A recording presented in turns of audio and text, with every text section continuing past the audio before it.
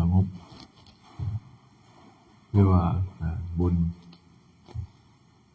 ก็เกิดจากความสงบความสงบพอเกิดความสงบแล้วบุญก็อยู่คู่กันบุญนี่เป็นของที่ตามมาจากความสงบคือการกระทำของเฮาแม้แต่ความคิดที่คิดจะอยากจะทำบุญอยากจะใส่บาตรไหว้พระสวดมนต์รักษาศีลภาวนาก็คือเป็นความคิดเห็นไหมถ้าคิดซื่อๆคิดว่าจะทำบุญก็เกิดขึ้นแล้วเกิดความสงบขึ้นมาอันนี้คือกันเนี่ยอยู่ในกันของต่อกันหรือว่าความสงบ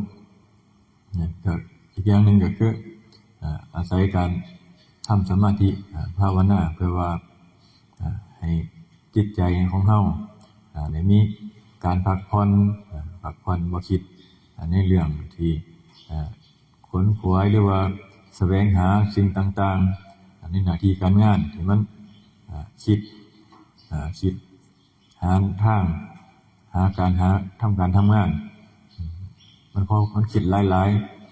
จิตมันก็เมื่อยต้องหาเวลาให้มันได้มีเวลาพักสงบจิตสงบใจเมื่อละเล็กละน้อยก็ยังดีเพราะว่าให้จิตได้พักผ่อนก็คือความสงบเฮ็ดความสงบขึ้นมาความสงบถ้ามันคิดหลายๆสิมันก็เมื่อยฟุ้งซ่านก็ต้องอาศัยความสงบเข้ามาเฮ็ดจังได๋ส่วนต้นเฮาก็อาศัยการฝึกจากการสวดมนต์ก็ได้สวดมนต์เฮ็ดให้จิตสงบได้คือกันไหว้พระสวดมนต์ตามที่เจ้าของเฮ็ดได้ตามกำลังหรือว่า